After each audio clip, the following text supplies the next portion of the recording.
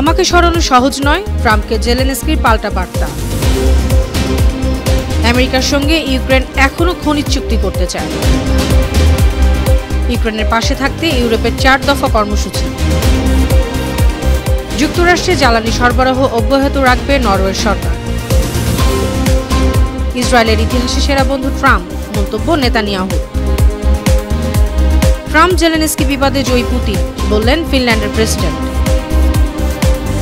মঙ্গলবার আরব সম্মেলনে গাজা নিয়ে পেশ করা হবে মিশরের পরিকল্পনা। খামেনির নির্দেশে পরমাণু সংলাপ থেকে সরে আসলো ইরান। ভাইস প্রেসিডেন্ট জাভিদ জারিফের পদত্যাগ, অর্থমন্ত্রী হেমমতি বরখাস্ত।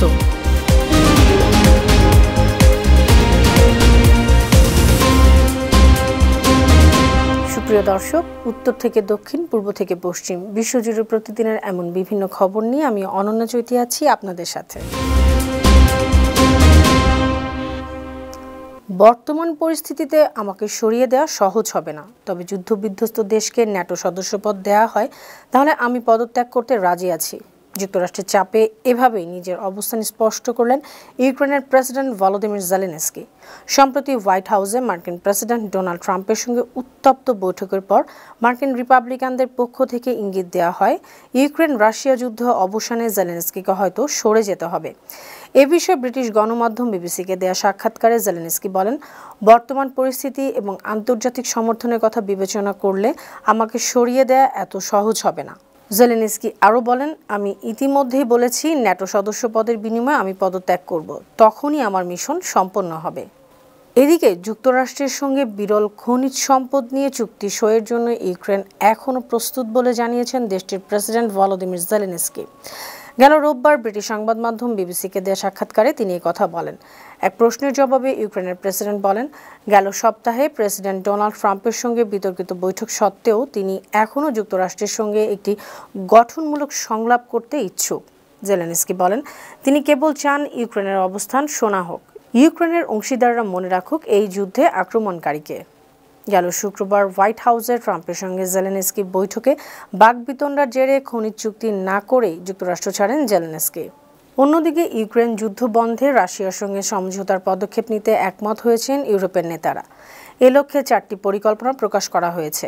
গেল রোববার যুক্তরাজ্যের লন্ডনে ইউক্রেন বিষয়ক সম্মেলনে ইউরোপের বিভিন্ন দেশের রাষ্ট্র ও সরকার প্রধানেরা এ সিদ্ধান্ত নেন।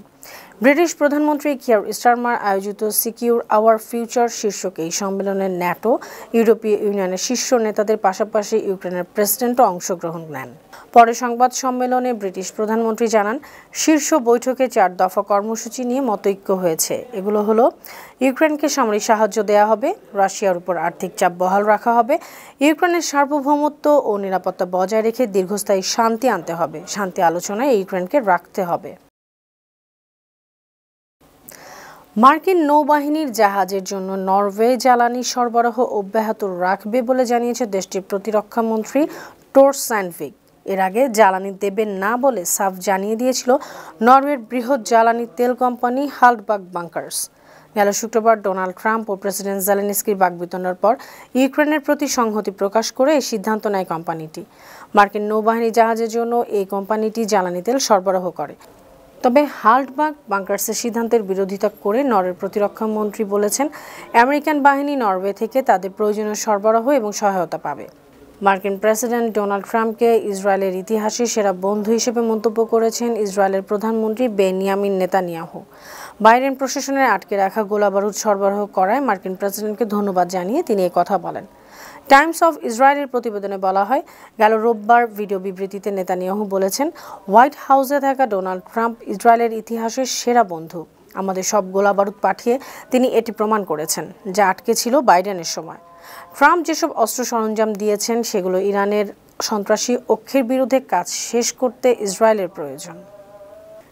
এদিকে গেল শুক্রবার যুক্তরাষ্ট্রের হোয়াইট হাউসে মার্কিন প্রেসিডেন্ট ডোনাল্ড ট্রাম্প ও ইউক্রেনের প্রেসিডেন্ট ভলোদিমির জেলেনস্কির উত্তপ্ত বিতর্ক নিয়ে মন্তব্য করেছেন ফিনল্যান্ডের প্রেসিডেন্ট অ্যালেক্স স্টাব। গেল রোববার ব্রিটিশ সংবাদ মাধ্যম বিবিসিকে সাক্ষাৎকারে স্টাব বলেন, আমার মনে হয় দিনের শেষে আলোচনায় একজনই জয়ী এবং তিনি হলেন ভ্লাদিমির পুতিন। সাক্ষাৎকারে ব্রিটিশ প্রধানমন্ত্রী কিয়ার স্টারমার এবং ফরাসি প্রেসিডেন্ট ইমানুয়েল ম্যাক্রোর প্রশংসা করে ফিনল্যান্ডের প্রেসিডেন্ট আরও বলেন, তাদের মতো নেতৃত্ব ইউরোপে দরকার। ফিলিস্তিনিদের রেখে গাজার পুনর্গঠনের একটি পরিকল্পনা তৈরি করেছে মিশর। পরিকল্পনাটি মঙ্গলবার আরব সম্মেলনে উপস্থাপন করা হবে, এমনটি জানিয়েছেন মিশরের পররাষ্ট্রমন্ত্রী বদর আবদেলাতি। কাতার ভিত্তিক সংবাদ মাধ্যম আল জাজিরার প্রতিবেদনে বলা হয়, গেল রোববার সংবাদ সম্মেলনে আবদেলাতি বলেন, পরিকল্পনাটি অনুমোদিত হলে বড় দাতা দেশগুলোর সঙ্গে আলোচনা করা হবে। পরবর্তীতে ইসলামিক রাষ্ট্রগুলোর জোট OIC সদস্য দেশগুলোর পররাষ্ট্রমন্ত্রীরা এটি উপস্থাপনের কৌশল নির্ধারণ করবেন। মার্কিন প্রেসিডেন্ট ডোনাল্ড ট্রাম্পের গাজা প্রস্তাবের তীব্র বিরোধিতা করে আরব দেশগুলো। এরই পরিপ্রেক্ষিতে মিশর ফিলিস্তিনিদের রেখেই পুনর্গঠনের পরিকল্পনা করে।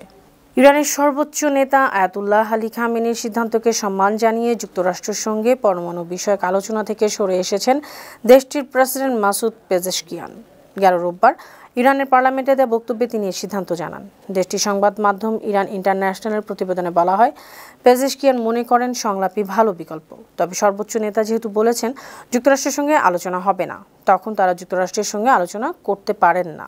এদিকে ইরানের 2015 সালের পরমাণু চুক্তির মূল কারিগর মোহাম্মদ জাভেদ জারিফ আবারও ভাইস প্রেসিডেন্টের পদ থেকে পদত্যাগ করেছেন। দেশটির রাষ্ট্রীয় গণমাধ্যম রোববার জানিয়েছে, সর্বোচ্চ নেতা আয়াতুল্লাহ আলী খামেনি যুক্তরাষ্ট্রের সঙ্গে আলোচনার বিরোধিতা জানানোর কয়েকদিন পরই এই পদত্যাগের ঘটনা ঘটল। ইরানের সংবাদ সংস্থা ইরনা জানিয়েছে, জাভেদ জারিফের পদত্যাগপত্র গ্রহণ করেছেন প্রেসিডেন্ট মাসুদ পেজেশকিয়ান, তবে এখনও এ বিষয়ে কোনো প্রতিক্রিয়া দেননি। ইরনার প্রতিবেদনে আরও বলা হয়, প্রেসিডেন্টকে দেয়া পদত্যাগপত্রে জারিফ উল্লেখ করেছেন তিনি এখন বিশ্ববিদ্যালয়ে শিক্ষকতা করে ইরানের সেবা করতে চান। অন্যদিকে ইরানের অর্থমন্ত্রী আব্দুল নাসের হেম্মতিকে বরখাস্ত করা হয়েছে। তার সময়কালে দেশটির মুদ্রার মান রেকর্ড পরিমাণ কমায় তাকে বরখাস্ত করা হয়। সোমবার কাতার ভিত্তিক সংবাদ মাধ্যম আল জাজিরার প্রতিবেদনে এ তথ্য জানায়। প্রতিবেদনে বলা হয়, রোববার পার্লামেন্টে অনাস্থা ভোটের মাধ্যমে আব্দুল নাসের হেম্মতিকে বরখাস্ত করা হয়। প্রায় 8 মাস আগে হেম্মতিকে অর্থমন্ত্রী নিয়োগ দিয়েছিলেন প্রেসিডেন্ট মাসুদ পেজেশকিয়ান। নিয়োগ পাওয়ার পর থেকে ইরানের তীব্র মূল্যস্ফীতি ও মুদ্রার রেকর্ড দরপতনের কারণে তার বিরুদ্ধে মানুষের ক্ষোভ বাড়ছিল। সুপ্রিয় দর্শক, এই ছিল আজকের বিশ্বজুড়ে প্রতিদিন। এমন আরও নানা খবর নিয়ে আগামীকাল আবার আপনাদের সামনে হাজির হব।